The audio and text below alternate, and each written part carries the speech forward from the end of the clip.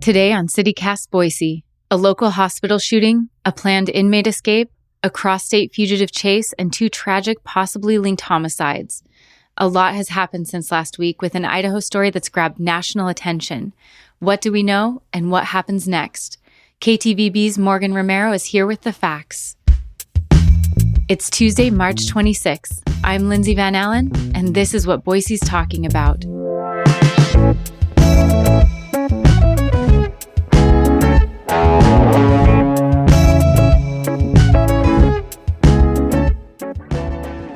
Okay, Morgan, you've been covering the story since it broke. Can you walk me through the timeline of events that led to the ambush and shootout at the St. Alphonsus ambulance bay? Yeah, so last week, our morning team learned about a shooting at St. Alphonsus Regional Medical Center in Boise, and it happened around 2 a.m. And what they learned was that there was an inmate who was being treated at St. Alphonsus Regional Medical Center for injuries that he gave himself.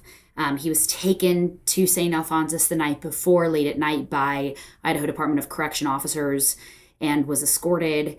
And he was being taken out of the building early that morning, around 2 o'clock. And police say that's when, at the time, an unknown suspect showed up and started shooting at Idaho Department of Correction officers. And they also say that at the time, Skylar Mead, this inmate, was in restraints, but he was able to get away with that unknown suspect, later identified as Nicholas Umfenauer.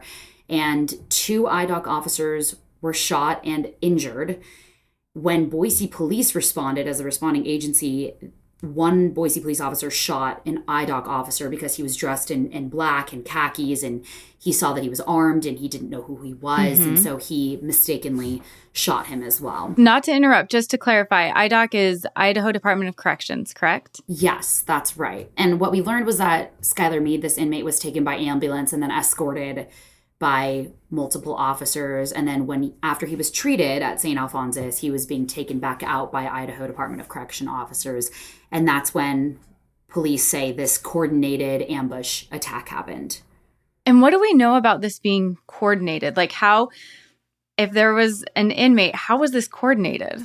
Yeah, I mean, that's exactly what they're investigating right now. There are so many ways that inmates are able to communicate to the outside, and many of those ways are not legal in prison. People can access contraband cell phones.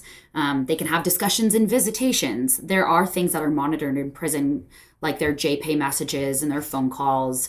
But the Department of Correction Director, Josh Tewalt, said that is exactly what we're looking into, is how they were able to coordinate this. What he did say is that Skylar Mead, the inmate, and Nicholas Umfenauer, the man accused of helping him get out of custody, are both part of the Aryan Knights prison gang. They're a white supremacist prison gang.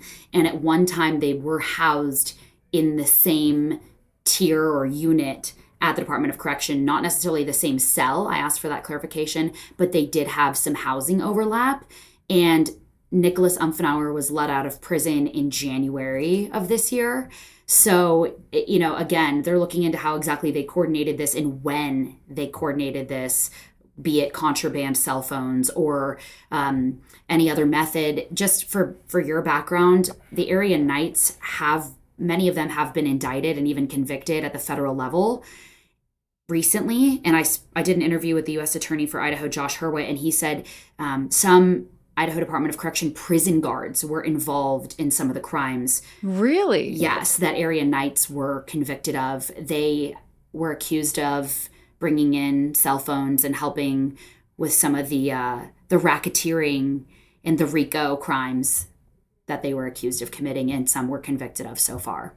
But not to say that that's what happened here. It's just something to keep in mind. Yeah, just adjacent to the story. Well, and wasn't the Aryan Knights prison gang, that was started in Idaho, correct? Exactly. The U.S. Attorney for Idaho, Josh Hurwitz, told me last week that it started in the late 90s, early 2000s, and it is an Idaho prison gang, and it incorporates people inside prison walls as well as people outside prison walls, and even folks that have never even met these inmates or have never done time can also be helping people from the outside as well. And so that's what they're looking into, is what other involvement maybe other people might have had. What kind of an impact do you feel like this had on the community? And I ask that as someone who's worked in a hospital, somebody who's worked in an ER. I woke up that morning and I found out about it because I had a flurry of texts asking if my husband was okay. And I was like, what do you mean, is he okay? And that's when I found out that there had been a shooting at the ER. But what have you seen as you've been investigating this and looking into this has been the impact on the community? That's a really good question. I think healthcare workers have gone through a lot over the last several years, and the people that put themselves in the situation where they work in the ER, especially, you just see wildest things. And people at our local hospitals do treat inmates often. You never expect something like this to happen, where somebody's going to break out of custody and there's going to be a shooting. And thank God, right, that these people survived and that no healthcare workers were injured and that this guy wasn't able to get inside the hospital. But, that blue alert went out. Press releases came out from Boise police, but the blue alert didn't come out for several hours because Boise police said that they were still investigating. And those are so rare. And when you get that blaring on your phone in what we consider a very safe community, I think it's really shocking for a lot of people. And you see, there's two suspects. One of them's unknown. We believe this is the license plate number. Several hours later, we know that they have fled. They've escaped. We don't know where they are. I think it rattles everybody. And there were folks up in Valley County and in Idaho County that had submitted a tip that they cited potentially this car. They spotted this car and these suspects.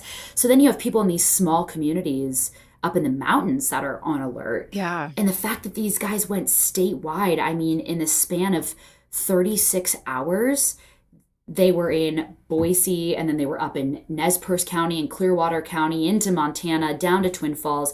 So it affected the entire state, and I think it really rattled a lot of people. And it was really shocking. You do hear about some prisoner walkaways, when they're in low custody or they're in work settings, but you don't hear about inmates like in maximum security, right, breaking out of prison. I think it calls into question the security of prison transports when they are taken to medical facilities. Like, how secure is that? I learned from a source that that's something that is a very weak point in corrections across the country, just as contraband cell phones are too. It's something that they really need to work on. Well, and that was something I wanted to bring up and ask you about.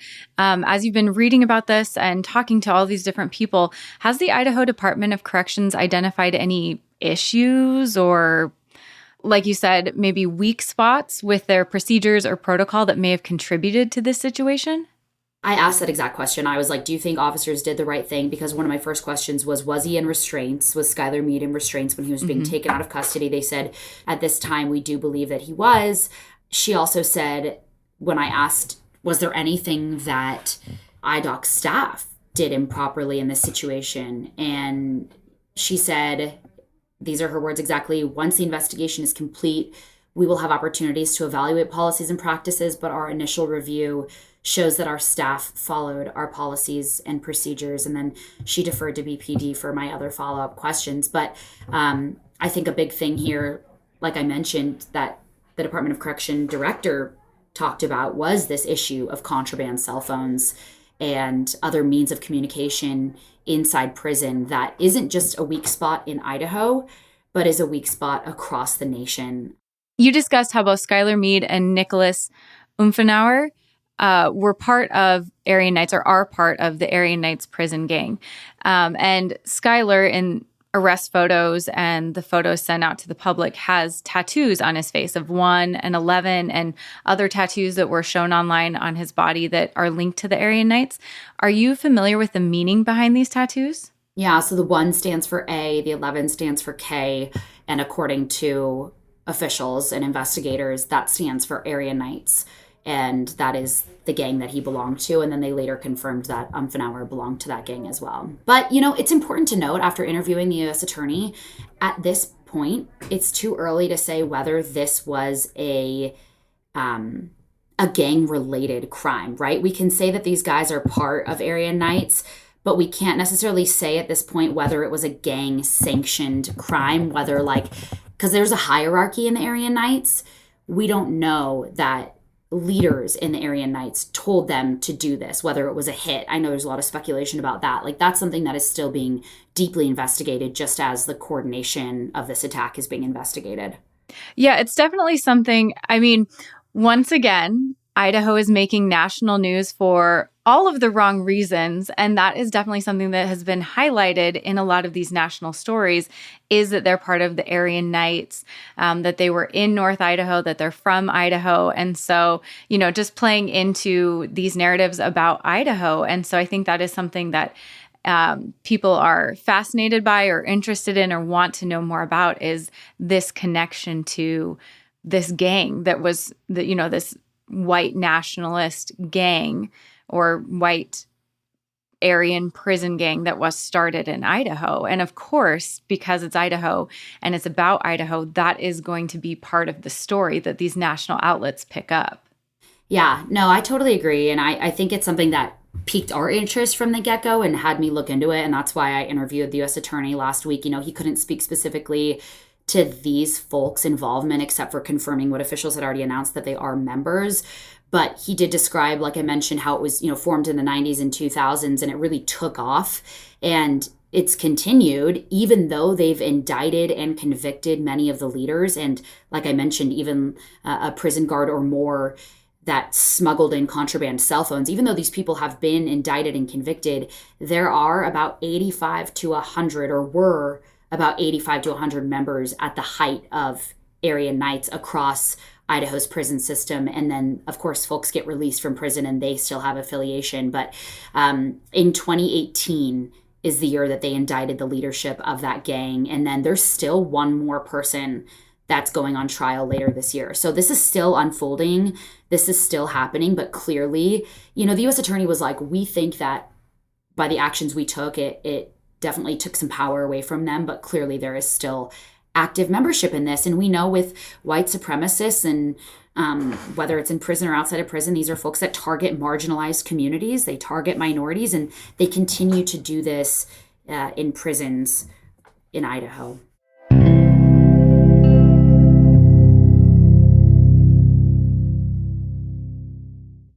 Shipping can make or break a sale, so optimize how you ship your orders with ShipStation. They make it easy to automate and manage orders no matter how big your business grows. And they might even be able to help reduce shipping and warehouse costs. So optimize and keep up your momentum for growth with ShipStation. Sign up for your free 60-day trial now at ShipStation.com and use the code POD. That's ShipStation.com with the code POD. Okay, Morgan, so we've talked about what happened initially. We've talked about them fleeing, being sighted in small communities around Idaho potentially. So take us into the next day. What happened next? The next day, we learned mid-morning that the Boise Police Department was planning on holding a news conference. And we didn't know, what they were going to say. We thought, oh, okay, maybe they're still looking for them. We had no idea. So they hosted this news conference. And right off the top, Boise Police Chief Ron Weiniger says, we have located these suspects. We've taken them into custody. Nicholas Umfenauer and Skylar Mead were taken into custody by multiple law enforcement agencies down in Twin Falls. And no shots were fired. No extensive force was used. And they are now in the Twin Falls County Jail. This has all happened within the last hour. And I learned from sources that the FBI task force based out of Canyon County was involved in this. Law enforcement agencies down in Twin Falls were involved. There were a lot of people that were coordinating how to set this up. And so what I learned from a probable cause affidavit of a third woman that I learned was involved from a source that I then confirmed at midnight on Thursday. What I learned is that law enforcement had been staking out a couple properties, a couple homes in Twin Falls. They've been doing surveillance, and they saw the two suspects leave in two separate cars. And they learned earlier in the day that one of those cars was stolen. And so this FBI agent is chasing one of the suspects, and then in the midst of chasing that stolen car, sees Skylar Mead in a truck with this other woman. Her name's Tanya Huber. And so then focuses on that truck and does a pit maneuver, stops them in a Walgreens parking lot, arrests them. And Nicholas Umfenauer was arrested around the same time by other officers as well. And so there were 3 people involved. And that happened Thursday afternoon. But what law enforcement had learned before then was that they potentially committed 2 other killings, one of an 83-year-old man named James Monty and the other of a 72-year-old man named Gerald or Don Henderson. And these occurred in Nez Perce and in Clearwater counties. And so when this blue alert went out, we learned that the suspects were driving a Honda Civic, and law enforcement had believed that car was stolen. And so what they say is that they found the stolen Civic up in Leland, Idaho. And what they determined very quickly was that car was left and that one of the victims, James Monty's car, was taken. And so what police are alleging is that Umfenauer and Meade were on their way up north. They came in contact with this old man, James Monty, walking his dogs, and they encountered him. They drove him and his dogs in his Chrysler Pacifica. And then police are investigating whether Umfenauer and Meade killed Mr. Monty. They do know they found Mr. Monty and that stolen Civic that they left St. Alphonsus in near Leland, Idaho, on March 20th. And so then they say that the next potential killing happened in Orofino, and that was Mr. Henderson, and that also happened the same day. They say they found a pair of shackles that inmate Skylar Meade could have left at the scene. Is that how they're connecting them to that homicide? Yeah, that's how they're connecting them. And they say that Henderson likely knew Umfenauer and Meade, but they don't believe that Mr. Monty knew Umfenauer and Meade. Of course, they're still investigating. And it's important to note that they're not, at least publicly, Idaho State Police isn't calling them homicide suspects. A probable cause affidavit I obtained did call them homicide suspects, but they're investigating whether they committed these homicides. So that was the big link to Mr. Henderson outside of Orofino, was this pair of shackles. And then Mr. Monty, the guy whose car was left in Leland and whose body was found there, his dogs were found at Henderson's home unharmed. Wasn't there sightings of them in Montana? Did they, just trying to piece this all together, did they cross state lines as they were heading up to North Idaho, or was that when they were coming back down towards Twin? That's our understanding, is that they crossed into Montana when they were leaving North Idaho, heading back down to Twin Falls. There was kind of some weird information coming out from sheriff's offices in Nez Perce County as well as in Missoula, and it sounds like some information was being shared by maybe non-reputable sources, but then it was later confirmed that they were spotted in Montana, that they did drive through Montana. The Valley County tip that came in, that hasn't been confirmed. Officers responded out to Idaho County. Valley County deputies responded to Idaho County, and they weren't able to get eyes on and confirm whether that tip was legitimate. But, if you're heading north in Idaho, it's possible you took Highway 55, to get up there. So. Oh, yeah. I just wasn't... The story was a little disjointed, clearly, because it was breaking. But for a little while, there was a lot of information. And so I just wanted to kind of create a timeline that, organizes that information a little bit more. And I knew that you would know more than most people and be able to organize that for us. Oh, well, thanks. It's really complicated. And like you said, it was very fluid and it was all breaking. And you're learning about these 2 potential homicides at the same time you're learning that these individuals were caught. Yeah. So it was a lot, you're trying to piece together, okay, how in the world did they get up from St. Alphonsus at 2 a.m. on the 20th all the way up to North Idaho? And then later we learned into Montana and then back down to Twin Falls where they were arrested the next day. They were all over the state in those 36 or so hours. And Morgan, do you have any information about why they went back down to Twin Falls, or what was there for them that they would go up to North Idaho and then back down to Twin? So if I'm remembering correctly, Meade is from there. He has some criminal or lives there or lived there at one point. He has cases out of Twin Falls, but the license plates of that Honda Civic that we learned about that they fled St. Alphonsus with had Twin Falls plates. So as someone who covers crime stories often, what was different or unusual about this story? I think first and foremost, the fact that this inmate was being transported out of a hospital and was able to escape custody, and that there were other people involved, that Nicholas Umfenauer was likely his accomplice, is being investigated as being his accomplice, shot Idaho Department of Correction officers. These people lived, and then they were able to get away from the scene and go all over. They're accused of going all over the state of Idaho and are being investigated for committing other crimes, 2 homicides of 2 individuals. That was just so shocking. Honestly, the fact that they were arrested the next day, that they went back down to Twin Falls, a couple hours away from where the shooting happened at St. Alphonsus, they went back there and were arrested the next day was very surprising. I honestly thought, okay, maybe they're in Canada.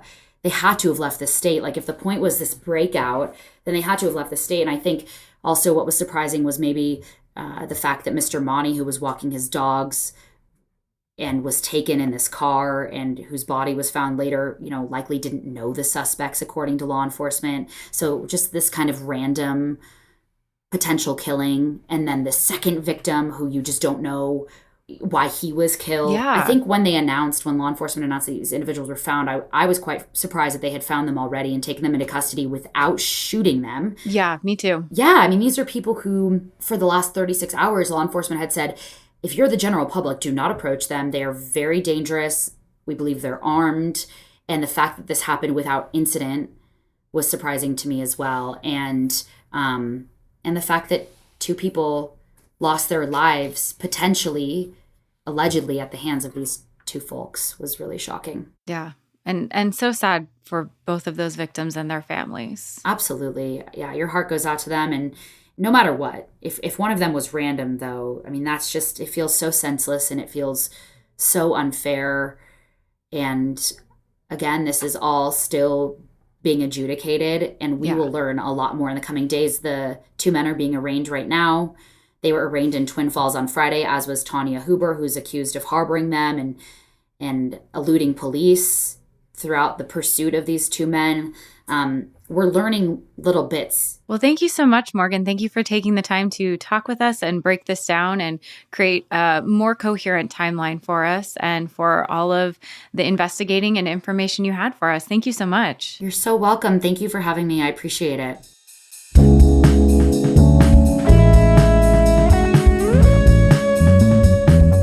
That's all for today here on CityCast Boise. If you're looking for more of the latest Boise news, why not subscribe to our Hey Boise newsletter? We'll be back tomorrow morning to talk to Mayor McLean. You won't want to miss it.